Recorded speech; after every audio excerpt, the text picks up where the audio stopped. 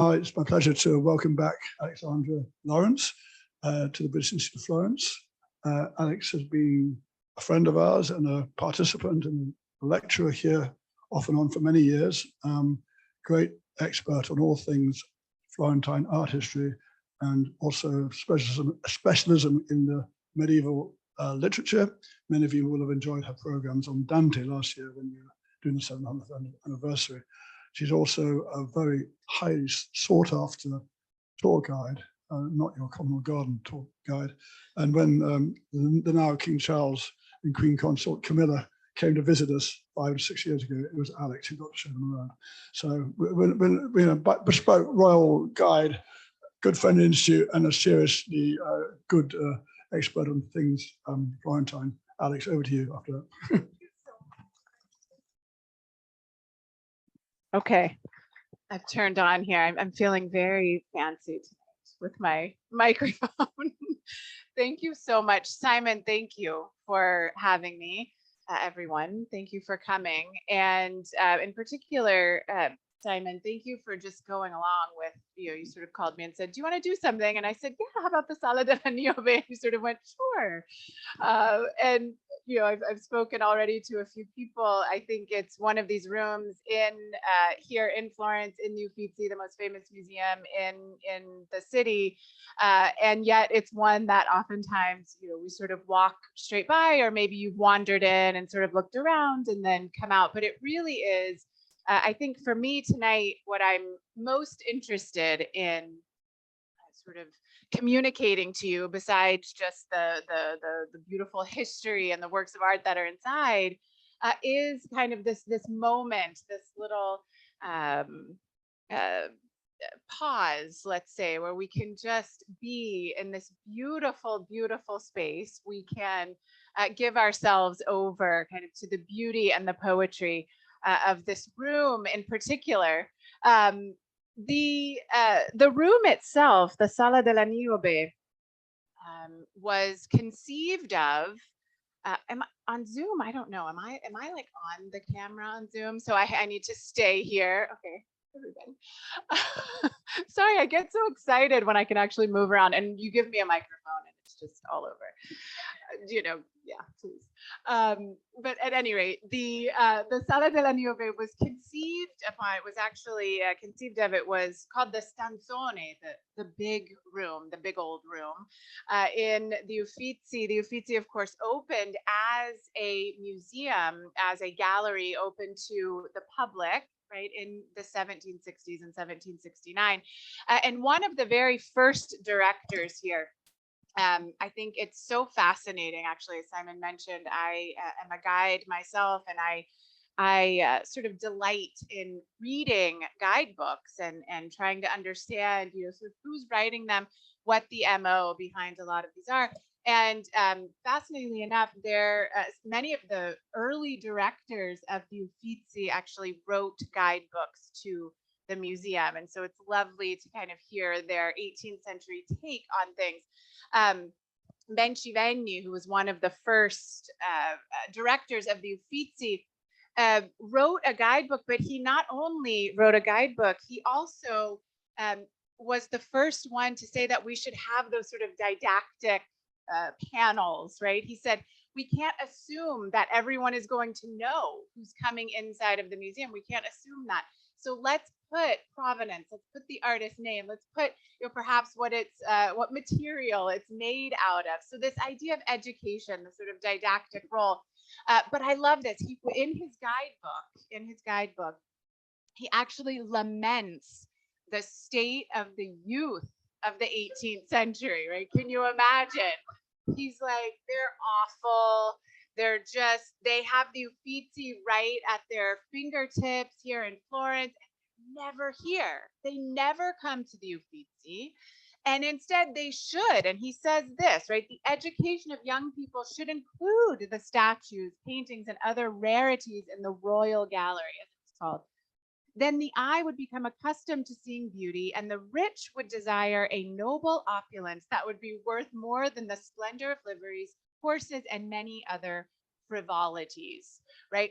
But it wasn't just the notion of coming and seeing the beautiful things and just sort of having it live there. And okay, I understand, this painting or this statue or the rooms themselves, but it was also about beauty, creating taste, right? This is essentially what he's saying. If we have them come to the Uffizi, then they're going to start to learn what beauty is, and they're going to take that out into the world with them. So I think this is my augurio, right? This is my hope for tonight, is that maybe we can stay in this beauty and take it out a little bit with us after we go. But as per usual, I like to root ourselves. So we are in the Uffizi Gallery, and we're in what we call the third corridor, the Western corridor, right? So this is now right after the Michelangelo Raphael room, okay, as you're making your way to the cafe,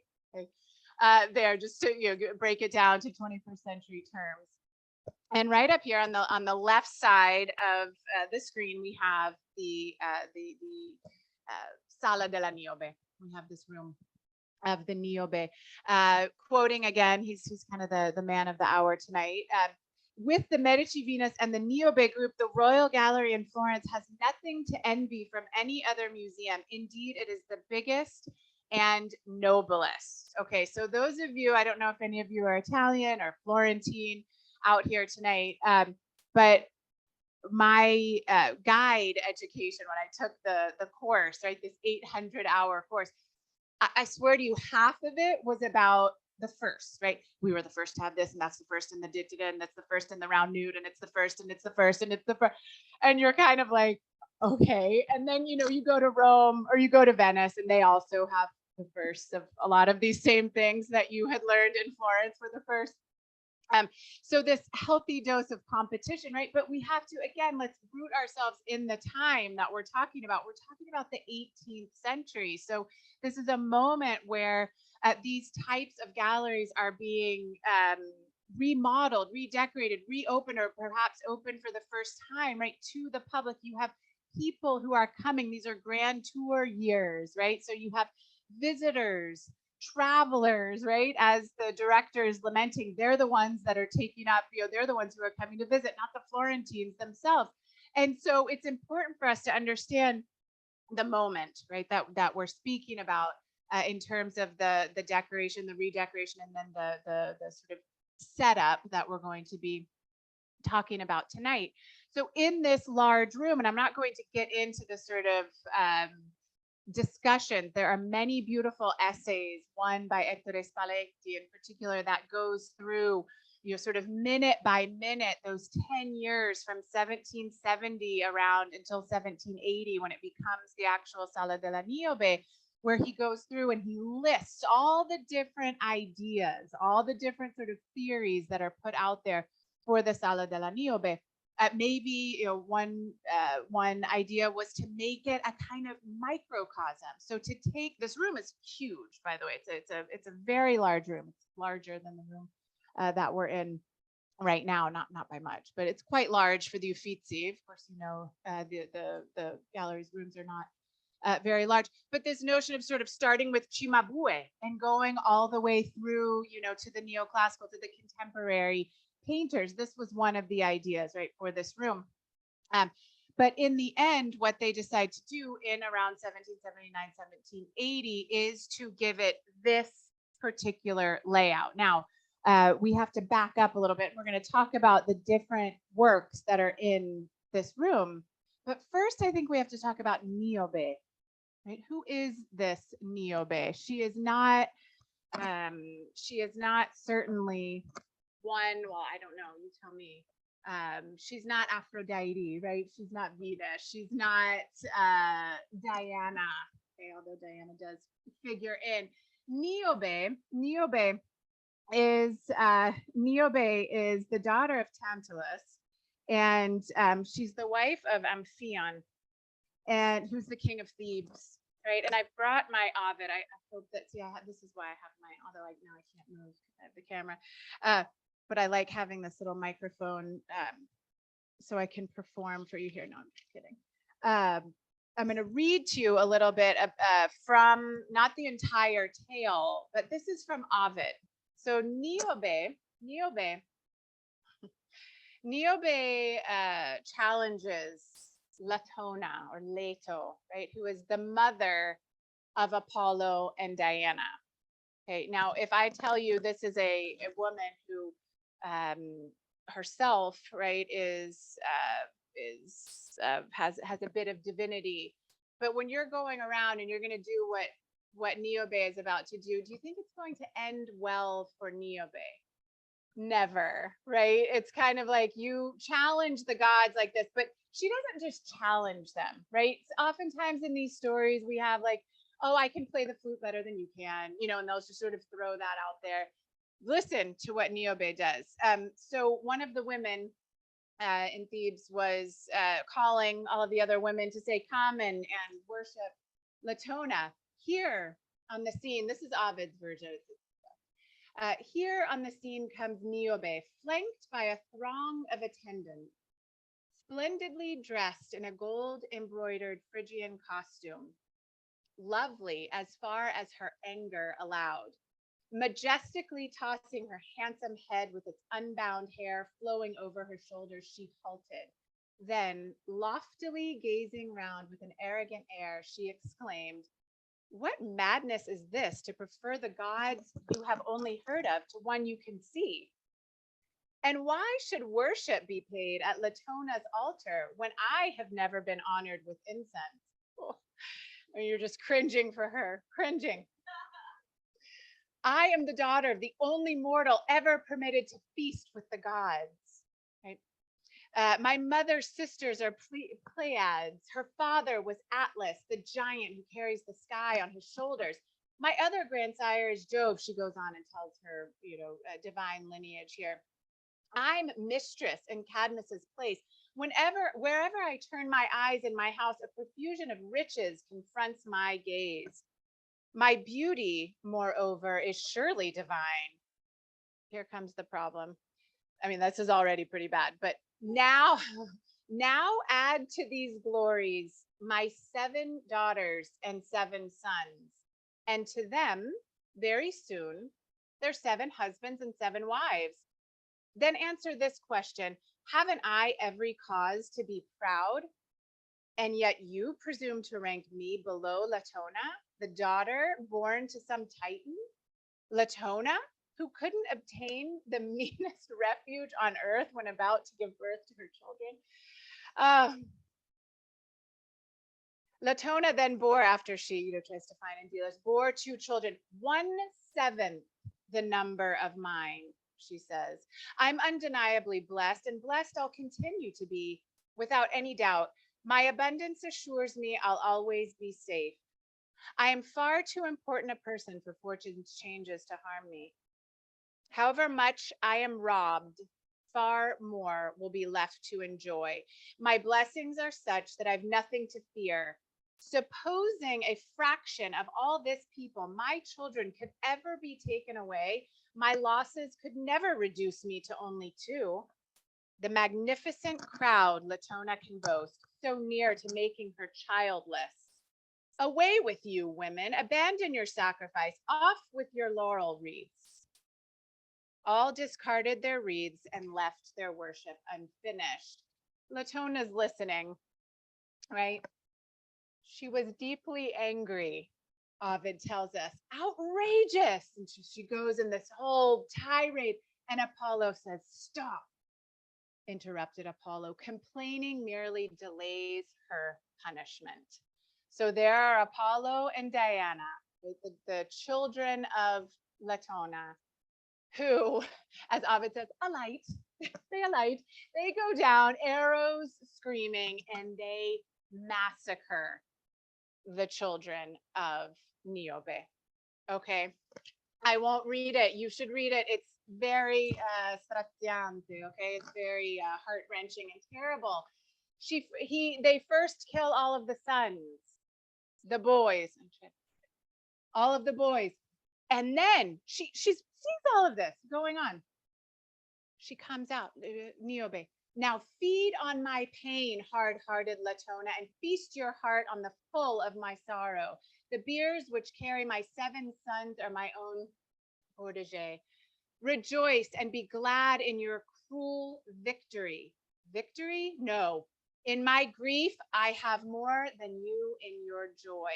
Although you have murdered all my sons, I can still outshine you.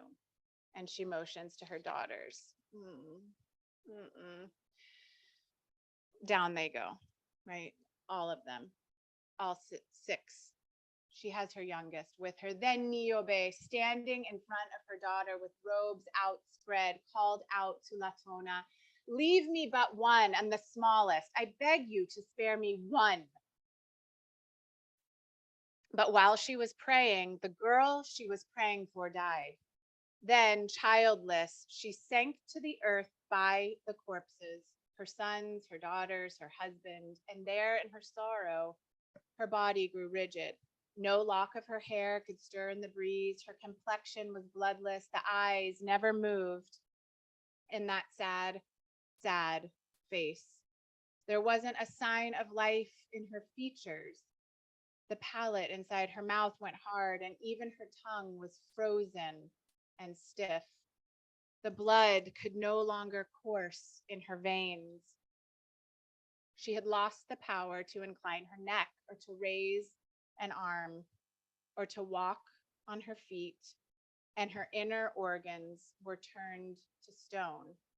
Yet her weeping goes on. In the swirl of a mighty wind, she was swept away to her native land. There, set on a mountain summit, she pines to this day, and the tears trickle down the crag of her cheeks. Okay, that went south fast, right?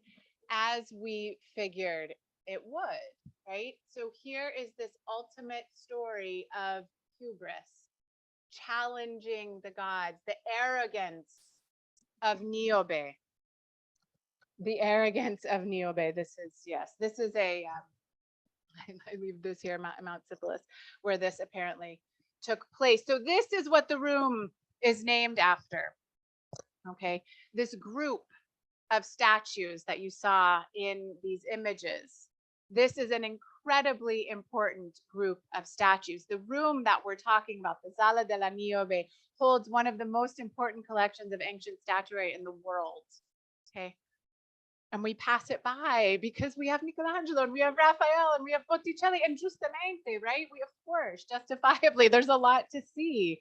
But this is the beauty of Florence. Look what we have here. So the story of these statues start out here where you can see the Orti Lamiani there, with the red circle. This is Rome. Clearly, this is not Florence. This is Rome. And this is on the Esquiline Hill. So this is near Porta San Giovanni, okay, Laterano nowadays. Known as this. They were found here. The statues that we're speaking about tonight, this collection was found here in 1583, okay, in the spring of 1583. They were found in, you can see here, this whole entire, thank you, Wikipedia, they get a lot wrong, but they get some things really, really nicely right. There's a whole page on the Orti of Rome. You can see here that they're highlighted in green. What exactly is an ortus, right? You might understand this word orto, kind of garden, but really these are villas with gardens, with circuses, with racetracks, with these massive kind of pleasure party palaces that were all built. If you look here, I'll go back to the map. They're all very close to the center of Rome. They're close to the city center. So the whole idea was these wealthy citizens, right? They would build these kind of pleasure parks, right? That were close enough. They were for fun. They were for otium. They were for kind of intellectual, retreat. But they were close to the city center, and they, of course, would have been decorated. As I said here, theaters, right? We know this down, the same thing with these party palaces down on sort of the Amalfi Coast and this area. But these were close. These were close to Rome. Okay, they were close to the city center. This was the you know, let's say that the pull, right, the incentive to build one of these was I can be, you know, back if I have to run down to the Senate, or if I have to go, you know, visit with the emperor, or whatever I have to do, I can do that quite quickly. And so this, the Orti Lamiani in this case, where these were found, would have been one of these pleasure, one of these sort of pleasure palaces. They were found. It's called the Tommasini Vineyards. So this was a pair of brothers who owned the vineyard, right, where these were found in 1583. 1583 is pretty late if you think about a lot of the rediscoveries, right? Rome is kind of coming back to life in the 15th century. Okay, the popes have decided, right, enough with Florence being the innovative center. Let's start to bring people to Rome. They in the what, 1460s, 1470s, build the first bridge, like the Ponte Sixtus. Since antiquity, everyone's building again. You know, you want to do a wine cellar, you want to add on to your villa, you want to do something, you're going to hit something. You're going to hit a statue. You're going to hit a you know, you're going to hit an architectural, you know, sort of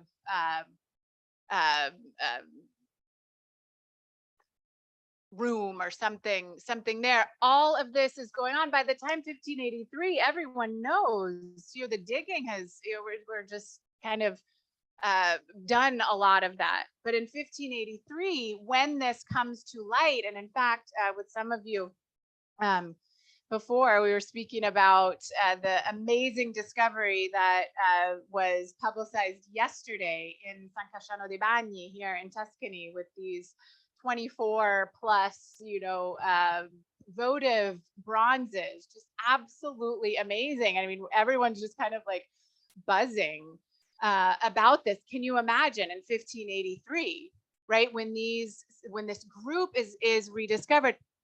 And here's the thing, they probably found the Niobe, so the one that's in the center. I think I have to do this with my mouse. So she is here, right? This is the Niobe with the youngest daughter, right?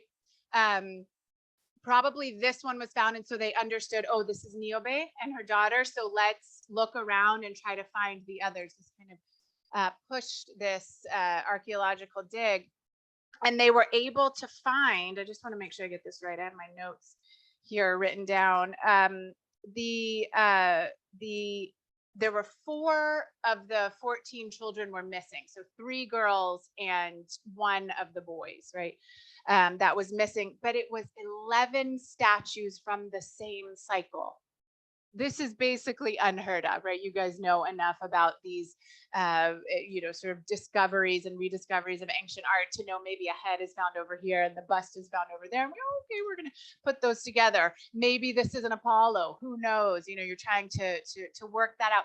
So finding all of these, it was actually 15 sculptures were found altogether. I'll tell you about another very famous one that was found in this collection. So of course, you know, this is making all of the news.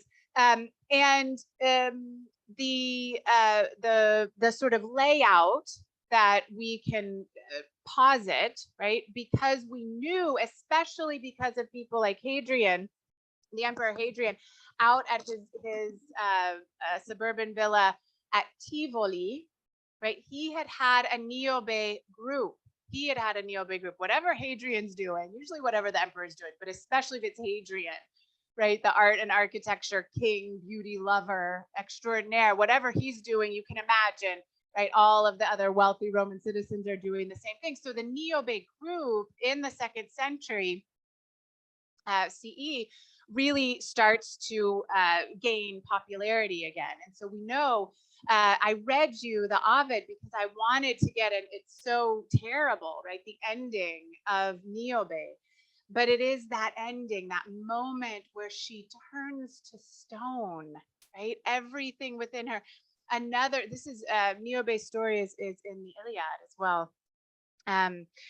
And there are, of course, different versions. One of the versions is that Niobe goes to Zeus and begs him to kill her. Hey, kill me. They're all gone. My whole family, my pride, my joy, everything, kill me. And that he takes pity on her and he turns her to stone, but she continues to weep. So this whole notion is there's a connection to water here. So the water that is flowing, it's not a fountain situation. It's more like a kind of stadium where you'll have Niobe in the center, and then you'll have the other figures, the children, right, in particular, that will be surrounding her, maybe sometimes in niches.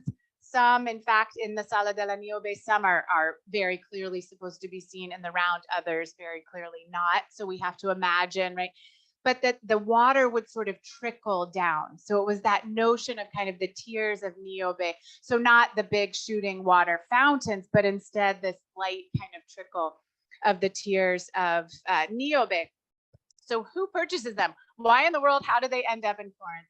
From Rome, you had to know there was a Medici involved, obviously.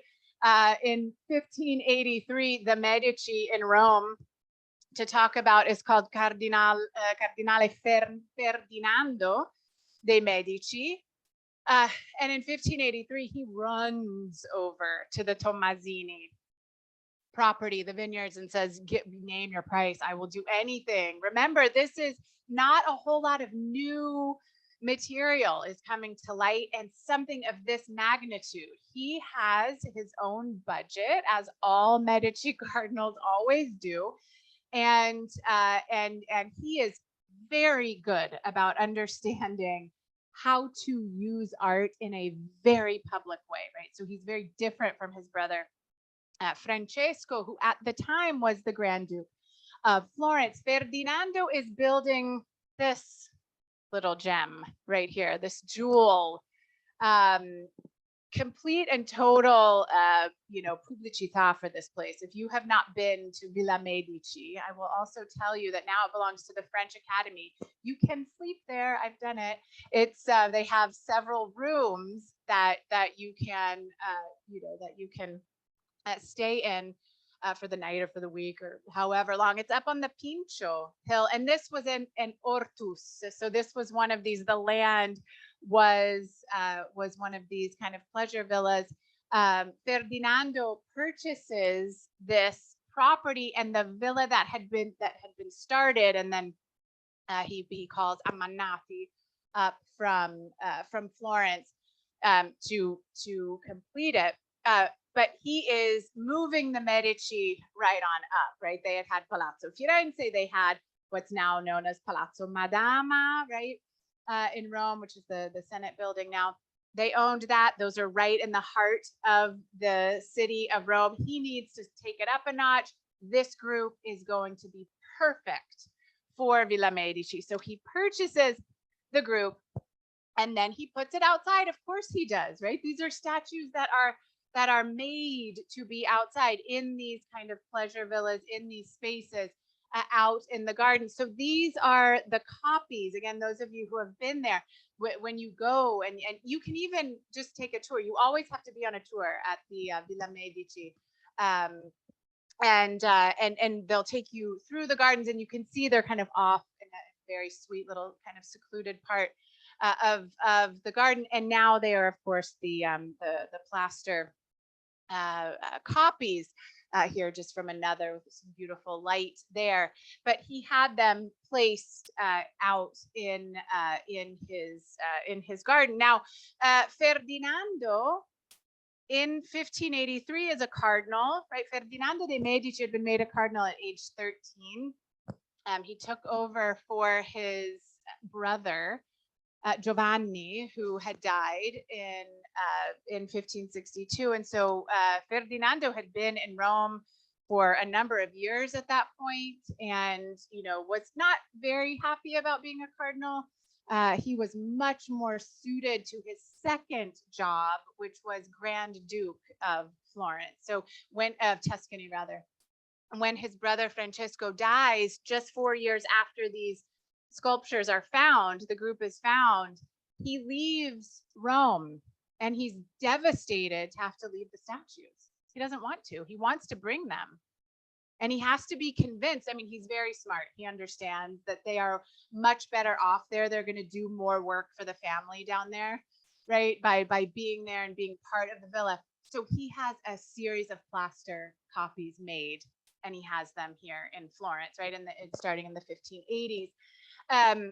Fast forward to the end of the Medici. So 1737, Giangastone de' Medici dies, right? Cosimo III had 3 children. None of them had children. We're at the end of the line.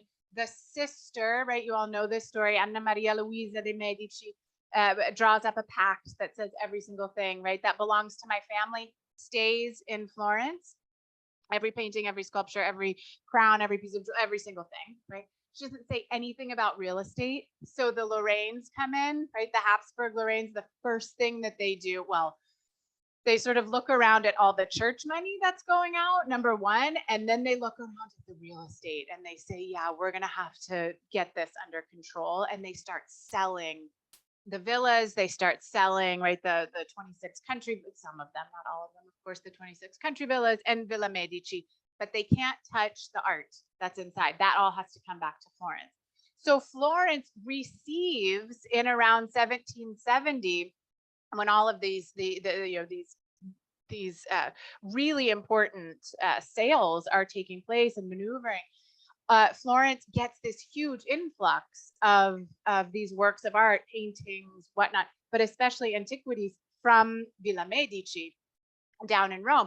So this corresponds exactly to that time period that we're talking about in the 18th century in 1769, right? The gallery opens. What do we do? Now we have the Niobe here in Florence. What do we do? Where do we put them?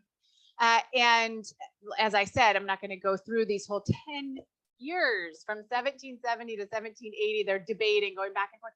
Of course, where would you imagine that an outdoor sculptural group should go? Boboli, right? I mean, we've got them. They're 14 acres. We've got plenty of room. Put them in Boboli. And in fact, there's a plan approved, checked, signed off, stamped, and everything. We even got the timbro. And for whatever reason, it doesn't happen. They don't go to Boboli. Instead, they are put in this neoclassical room, this room that had been decorated with these stuccos, these gilded stuccos. The kind of we call it Lorena green, that very kind of light icy green on the walls. It's the only neoclassical room in the Uffizi. You go to Pitti, it's like neoclassical, kind of nightmare in some places, but no offense to the classical period, but like you see where my enjoyment lies. And so here in the Uffizi, right, they say, okay, but how do you do this? Because I don't know if you noticed, there was a horse in that first one, right? Because the portion that I didn't read you, and you'll I'm sure you'll all run home to your Ovid tonight and read the rest of the story, the middle part of the story. But especially the sons, right, who play such an important part in a group like this, they were killed outside, traditionally on this plain, right? So the director, Luigi Lanzi, who's the director of antiquities, and the director of the Uffizi decide, well, no, we'll just make it like they were in the palace, that they were in the royal palace of Thebes. So there's always a way. I just put up this beautiful John Donne quote that is so beautiful and terribly sad, right? These little micro poems of his. And so again, the stanzone becomes the Sala della Niobe in that moment, right? So you start to they migrate these statues over, and the centerpiece, just go back, is of course Niobe and her daughter, right? So that kind of central figure, that everything, of course she's the end moment, but the idea in this room is that you go to her and then everything kind of radiates out from that. The incredible pathos, right? You can see here the dying Niobe, one of the sons, right? The Niobe herself, who is sort of trying to shield her youngest daughter, right? Here's the eldest son trying to get away. I mentioned that there were 15 statues that were found. The wrestlers, which you know from the Tribune, were also in that group. So talk about, I mean, this is huge. This would be like someone, going to yesterday down to San Casciano dei Bagni and saying, I want them all, give them all to me. The wrestlers, this gets placed in the Tribune, which is the kind of room of wonders, right? That is the octagonal room that's on the other side of the gallery. So there's this lovely sort of link between the Tribune and the Sala della Niobe. I read you the quote earlier from that guidebook by the director, contemporary director of the Uffizi, who talks about now with the Tribune, with the Venus, with, he doesn't say, with the wrestlers and the Sala della Niobe, this is, look at us. Right? We can rival, and in fact, we can, you know, sort of beat any other museum, certainly in Europe. What else? What else are we going to put in this massive room? It's great. You have the Niobe, but the Niobe group runs all around the perimeter. What are we going to put on the walls? Are we going to put anything in the central portion? One of the pieces that they decide to put inside is this sarcophagus. It is absolutely beautiful. It's fascinating. It's historiated, of course, so it has we're not exactly sure who the stories are about. Certainly on the longer sides, right? We have to imagine that they are about the deceased. So perhaps a military general. There's a portion here that's on the sort of left-hand side. It's not in this image, where they are preparing horses, right, for battle. So the idea has always been that this is some sort of Roman general. You have a kind of supplizio going on here, so asking, right, for favors that are being granted. You have a sacrifice, right, that is taking place. Can you see here the fire, and then the temple front there in the background? And then over on one of the short sides, they're both striated. But this is perhaps it's the deceased himself, or perhaps it is his son. But here, you know, you sort of have this little baby boy who looks like he's being tended to, kind of washed, or perhaps this ritual that took place, right, in antiquity, a few days after birth, right, a kind of water ritual. You have the fates in the background. You can see one of them with a kind of scroll or a sort of book in her hand, and then consulting a globe. So this idea of the fates, who are reading the fate of the child, right, the future of the child, and then pointing, making that connection, of course, to the celestial powers that be as well, to kind of understand the fate and the future of this child. You have almost like a lesson going on here. You have a theater mask in the back. So again, kind of you know, very clearly a very high ranking Roman there. And so the sarcophagus was decided to put that in. Now we fly to Paris. So we've been to Rome. Now we go to Paris, to the Luxembourg Palace, because the two paintings that bookend the Sala della Niobe are by Rubens, and they come from a cycle that was commissioned from Rubens by Maria de Medici. Maria de Medici, who is the daughter, these are both part of that series, who's the daughter of Giovanna d'Austria, the Habsburg princess, who marries Francesco de Medici in 1565. Giovanna will die in 1578. Their only son, Filippo, will die just you know, very shortly after she does. But Maria, all of the daughters have very high-ranking matches. None as high as Maria. Maria becomes the second Medici queen of France, right? So she is building designing, the queen mother, right, is designing her palace in Paris, and she asks Rubens, commissions Rubens in the 1620s. She had just come back from exile, by the way. Her son, she had been regent for one of her sons, and he had exiled her. Can you imagine? Right? This is why I always say, like, you know that she had French sons. The Italian sons would never do that to their mamas. I mean, terribile. She was okay. She was rough, but you know, the Medici queens, you know, they were not wallflowers.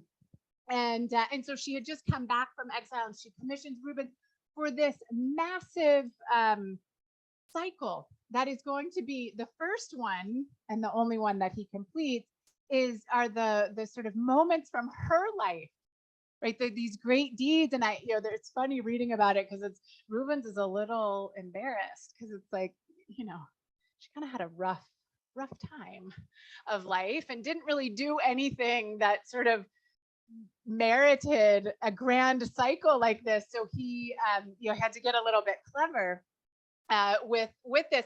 This was going to be in one portion of the Luxembourg Palace, and then the other wing were to be the deeds of her husband, of course, Henry IV. And so these are just images here. I won't stay too long on these at all, but just here's the birth of Maria de' Medici in Florence, amongst the angels, of course, and then her wedding, her marriage by proxy to Henry IV. To Henry IV. She was 27 when she married him. Whoa. 27 was like, they thought that she was totally off the market. 27, can you imagine? 27.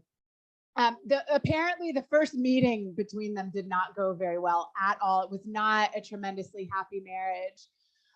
And here's the coronation of Maria de' Medici. So now the paintings, many of you may have been to this section of the Louvre where the paintings now are. Of course, they're not in the Luxembourg Palace because that's the Senate. Okay, which is sort of funny. The Medici are really the fifth element of the world. Come on. The Roman, the Italian Senate, and the French Senate used to be Medici palaces. And so Rubens, it's a 24, actually. It was supposed to be 24 and 24 for each, right? Hers get done. Henry IV's do not. She goes back into exile. So this is why am I telling you all this? Because the two paintings that bookend the room are by Rubens. They're from that second commission of the husband of Henry IV's life, right? That was supposed to be completed. It does not get completed. And so these are incomplete works by Rubens. They are massive, as you can see. They're massive, as are all of the paintings in the cycle of the Luxembourg Palace cycle. And so we have, I just put here the image so you can see how they back up. This is such a terrible image. There really aren't any high res images of these, but this is one of the battle scenes. Great pathos. You can see here again. It's kind of like this question. Is why? Is it just because of the space, right? It's a big room. They're big canvases. Let's put them in here. But there's a sense, right, that all of these pieces that have such vastly different histories, have such vastly different stories, that there is that kind of underlying, it's just a different image here, underlying, sort of sense of, terribile, kind of terrible struggle. And then this is the other painting. I'm just showing it to you in the room. And then here, which is the triumph. So not a battle scene, but instead the moment that Henry IV had converted, right, to Catholicism in 1593, I believe, 92, 93. He converts and then he's crowned king the very next year. It was contingent upon him, the wars. You probably know him from the saying, "Paris is well worth a mass." Right, that's Henry IV. Okay, and when this commission came through in the contract, it says that this is supposed to be the triumph, the triumphal entrance of Henry IV into Paris in the manner of Roman triumphs. So clearly, right, going back to this kind of great Roman past, and you can sort of see here my favorite figure. This looks so much like the Mars figure from the Rubens Consequences of War. That's in PT. But these are really special. Both of these here, incredibly special pieces. One, I won't spend too much time on this, but I will tell you what it is. It's the one on the right-hand side here. This is the Florentine Senate swearing allegiance to Grand Duke Ferdinando II de' Medici. So you actually see him again. I'm so sorry about these images. I had to do a screenshot of a video actually to get this. He's right here. You can see him. He's in between his mother and his grandmother, of course. He's very young, Ferdinando II, when he takes over, when his father, Cosimo, and the second dies. And he's here in between his mother, who is Maria Maddalena d'Austria, and his grandmother, Christine of Lorraine.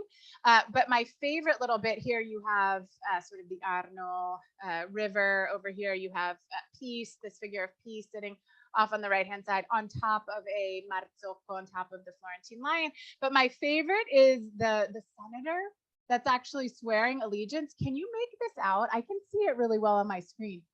That's a little King Charles spaniel, which were of course the favorite dogs of the Medici, of the Grand Duchesses in particular. But it's almost like he's swearing allegiance to Ferdinando, but it sort of looks like he's swearing allegiance to the dog. So I quite love this. The painting is by someone called Susterman. Sometimes you see him referred to as Sutermans.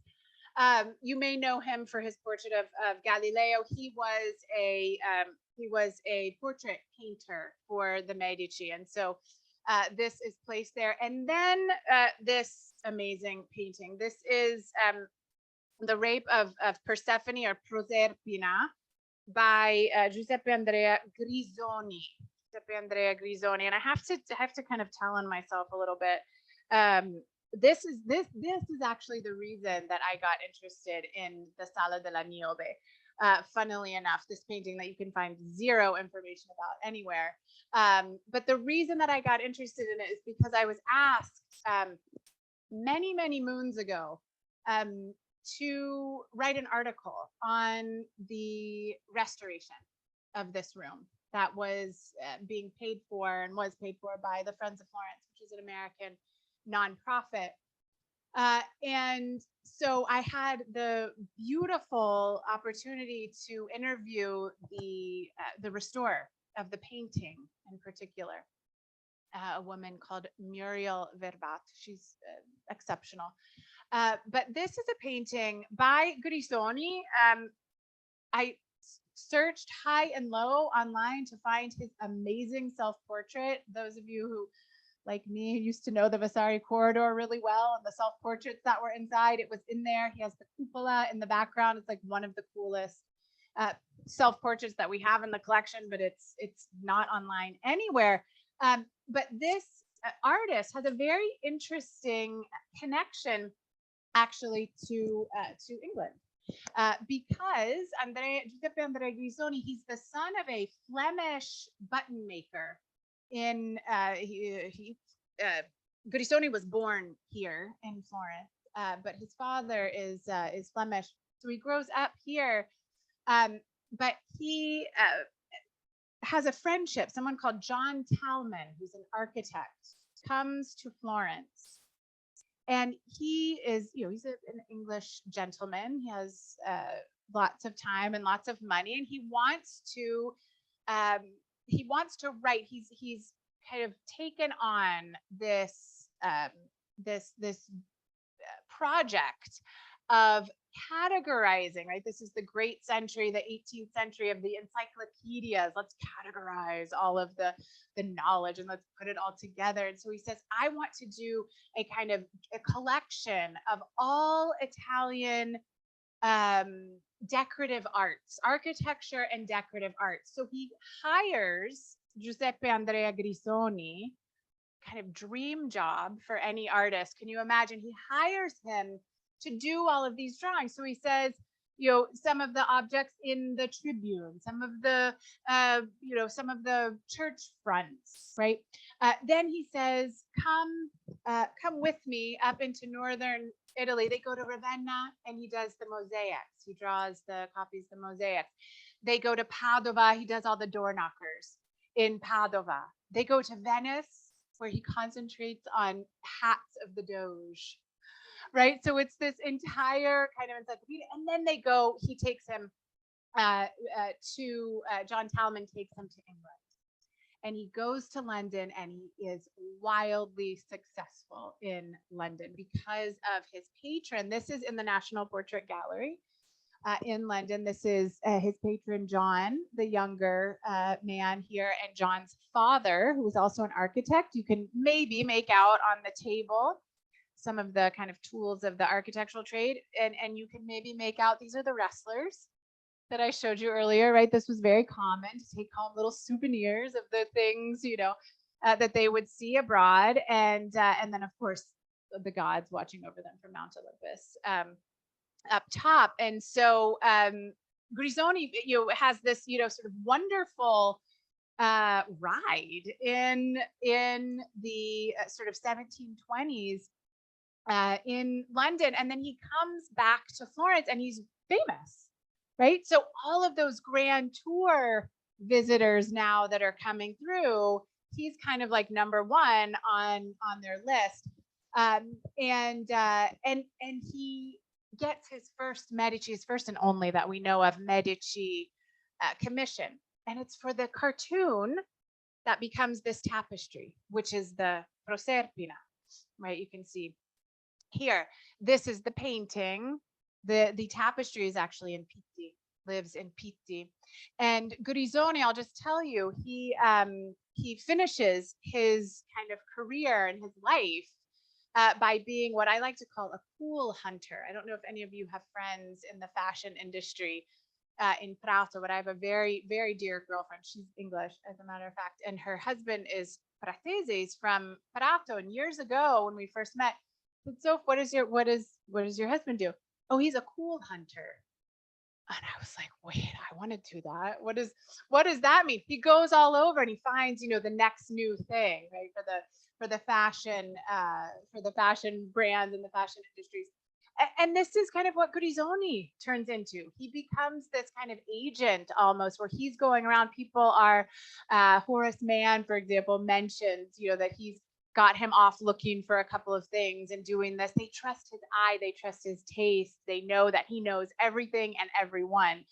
And so the painting, and again, this is quite a large painting, is in now back in the Sala della Niobe. So everything that I have shown you from the group of the Niobe, the Rubens, the sarcophagus, the swearing of the oath of allegiance to Ferdinando II, and these were all at the opening of the Sala della Niobe in early 1780. They were all there. So this was the idea, was let's bring it back to that stage, right? Let's bring it back to that, and let's create this new old, right, Sala della Niobe. Now this was missing. The rape of Proserpina was missing. They couldn't find it anywhere. It had been 100 years, over 100 years since they'd had any news of this painting. The restorer and the then director, Antonio Natali of the Uffizi, were at Palazzo Lanfredini, just down the river, where they have some, some of the depositi, some of the warehouses and the storage rooms, I should say. And they see something wrapped around a lamp post. They unfurl it, they unroll it. They said, terrible smell, it was just completely ruined. Not completely, but covered up with dirt and grime and mold and all of this. They unroll it. They call Simonetta, who is the Simonetta Brandolini Dada, the president of Friends of Florence, and they say, "Look, we think we have it. We have reason to believe it has, sort of little tag on it that says Pluto kidnapping Persephone. We think this is it. Do you think, we need money to be able to restore it?" She said, "Yes, absolutely." And then the Friends of Florence is going to go on to restore the whole entire room. But when I interviewed Muriel, the restorer, she said it was the most amazing thing that she had ever participated in her career. She said of course, the first thing they had to do is just wipe the grime off and be able to understand, what is under there. She said they start to wipe, and they start to get the layers and the layers and layers. And the first thing that came out was the face of Proserpina. And she said, I'll never forget, she said, it was like she was saying to me, screaming, "Get me out, let me out," and so here she is. She had a team. Muriel had a team of women. And this is, I don't know if any of you are restorers or no restorers. They are the most wonderful humans, I think, to walk the face of the earth, maybe besides doctors. The humility that they have. She said she had 11, I think, or 14, I can't remember, women restorers, all women working with her, and she made sure they were all young. She said, I wanted to make sure that every single one of them had the ability to work directly with the lead art historian on this, that they were going to have a very active role, each of them. It wasn't just going to be, yeah, I was on the team, but I didn't do anything. So it became this really beautiful expression of collaboration. So these are some images from when they put this, by the way, we're talking about 2005, 2006 was this restoration. So as I mentioned, the Friends of Florence, they raised about $500,000 to restore the Sala della Niobe. Here are some of the, they restored them, as you can see, on site, right, in situ here. And it always, I don't know, I'm very fascinated by restoration. The room itself had been damaged in the bombing, in the Giorgio Uffizi bombing in 1993. So this is an image here of, I apologize for the quality. I had to take a picture of a book and put it in. You can see that there was the crater, there was the vase, and then there was a horse that had been there as well. And they had taken those out when they reopened it in 2006, 2007. This was just on Twitter the other day. I got super excited because it was like, ooh, Sala della Niobe is in the news. I am not a movie person, as some of you know, and so I have absolutely no clue who this woman is, but I can tell you her name is Denise Goff. I think it's written up here. Yeah, Denise Goff. She's in the new Star Wars. I asked my son. I made sure that, you know, he's like, oh yeah, totally, that's cool. So she's legit. So this is just this beautiful. Look how gorgeous, and she doesn't have, you know, throngs of people around her because it's the Sala della Niobe, and people don't really hang out in there. So you can have it to yourself. And then this was also just from the end of last month. This is the Chinese performance artist, right, who blends in with his surroundings. You see here, he's making himself. And so our new, I keep calling him a new director, Ike Schmidt. He's been there, I don't know, I think a decade at this point, but seems new to me. But he's keeping it top secret, but there is going to be some sort of project with Liu Bolin at the Uffizi PT, something like this. So I just thought this was a wonderful, kind of contemporary way to end. I'm happy to take questions, but I just wanted to end on this beautiful slide and say that I hope that the beauty and the poetry and that little moment, right, that we could all enjoy that together. Thank you guys so much. I really appreciate it. Thank you.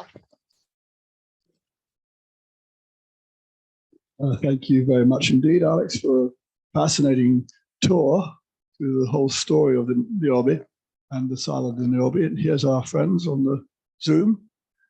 Jane, are you there? Jane Lewis. No, she's somewhere. Yes, she is. She's just hiding. Show us your face, Jane, I dare you. You don't have to. Anyhow, thank you for sponsoring this evening. And I hope you enjoyed the lecture. So as always, we'll do the questions. In the room, if you want to ask a question, put your hand up and I'll bring you the microphone.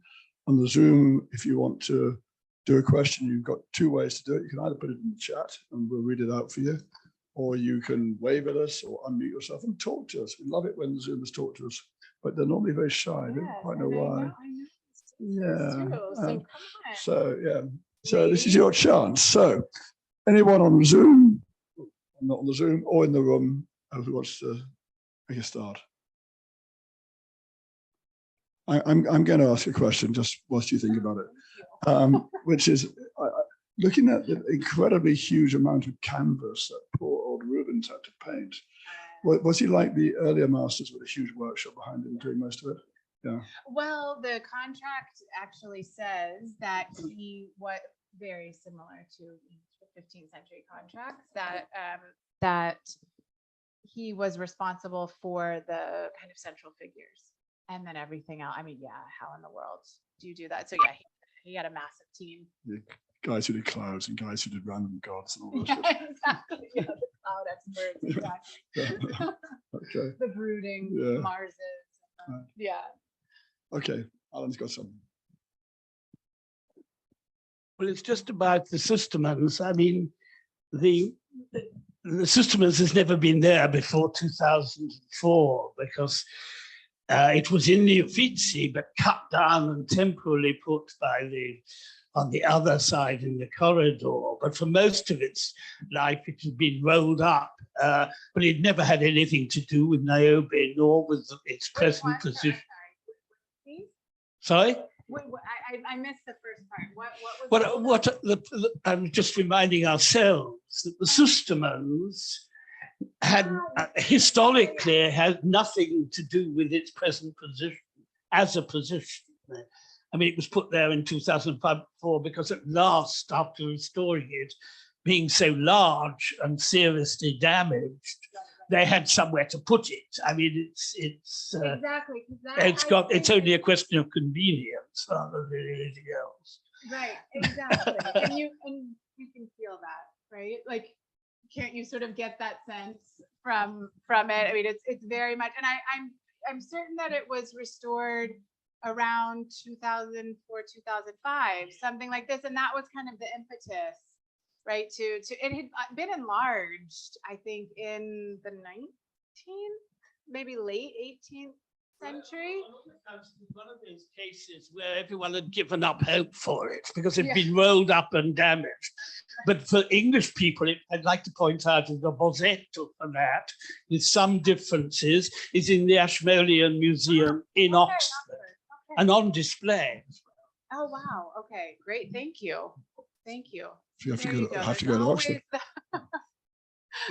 Okay, who wants to go next? Do you have anything on the chat?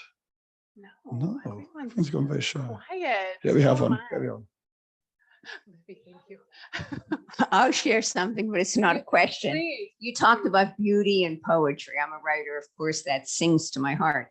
So, and nobody does go in that room. So I went in with my grandchild and niece, and they spent probably 45 minutes in that room, mimicking every statue, taking pictures of each other, and had a blast. It was Yeah, perfect. I love that. Yeah, Brava Isa, you'll have to send me those pictures, Libby. Yeah, I've some. Yeah, it's great for that. Yeah. I've certainly got some pictures of our children when they were small in Rome, both in the Forum and at the Hadrian's Villa, Tivoli, being Roman statues of various descriptions. And there's, I didn't show it. Those of you again who know this room, a couple of them are in full Saturday Night Fever poses. Where they're staying alive. They've got one finger up, so it's a great room to mimic. Very good. Very good. Here we are, Michael. Thank you very much. The sculptures were found in 1583. They're Roman, aren't they? They are. Do we They're know Roman. anything about Roman sculpture, who those people were, any names behind them at all? Because they're absolutely marvelous. Forerunners of the Renaissance sculptures. They're wrestlers were fantastic. And we know nothing about who did them, where they came from, or anything. Is that true? In this particular case, yes. We don't have names to apply. What I can tell you is that the dating of the Niobe group of the Uffizi is from the Antonine period. So Antoninus Pius, who followed Hadrian, so kind of mid-2nd century CE. And so, we know around the time period that they were completed, and we know that they were several of them are from the highest quality. In fact, the sculptures themselves are astounding, but the highest quality Asiatic marble, and then others in the group are the kind of less prestigious but still beautiful Greek marble. And so an incredible craftsmanship. We're just not sure in this particular case, right? Who the authors of the works are. It's absolutely. We've got two more questions, but before we go to them, I'm going to remind our Zoomers that we are delighted that you can join us without having to register, but please do remember that there's a Just Giving site, so you can show your expression of gratitude at whatever level you would feel appropriate. So I'll ask Sarah to put up the link for you on the chat now. But we got more questions in the room, so. Well, thank you, Alexandra. It was fascinating. Do we know whether these statues are Roman copies of Greek originals? Really great question. Yeah. So yeah. Yes, in the sense that certainly that's what we would call them, right? Is Roman copies of Greek originals. We know, of course, that in antiquity in Greece, that the Niobe group was popular. In fact, under Augustine is, that he uses the Niobe group to kind of show the conquering, right, of the East and these sorts of things. Hadrian takes it completely out of that, kind of Augustine morality and ideas. But certainly, yes, that they would be considered, Roman copies of Greek originals. Thank you. Yeah. There was one over here. Thank you very much. Fascinating. I wondered if we knew anything about any restoration when the statues were originally found, because they must, one presumes, have been dug up or been dragged from behind the bushes and must have been quite dirty. Yes, absolutely. Wonderful question. And we know, right, that especially in the 16th century, when we have this kind of incredible attention to all of these Roman finds, all of these archaeological finds, that they do not like partially completed things. So I always think of the Hercules in the first corridor near the window in the Uffizi that has literally the only ancient Roman thing are the feet of Hercules, and the rest is a complete and total 16th century reintegration. But I mean, I would argue kind of like sculpting of the work. So there was not only what they were, of course, restored and sort of integrated, they were made whole, right, already in the 16th century. But also those 4 missing pieces. In fact, I should mention there's a book that Giunti published, again, financed by Friends of Florence, that is called A Theater for Niobe. And it's in English. It's in English. And so you can find all of these essays that I reference. Everything is in this book, and everything on the restorations in particular. And now I forgot where I was going with the rest of that answer. But, there's a line in one of the Paolucci, Fabrizio Paolucci writes an essay. He's the head of antiquities at Uffizi, and he says Ferdinando had to decide what to do about the embarrassing fact that 4 of them were missing. It's like, really? Like, you can't really do anything about that, this embarrassing fact that 4 of them are missing. So what do they do in order to create an integral group? They find other Ferdinando in his collection. He has a huge collection. And they turn other statues into the daughters and the other son.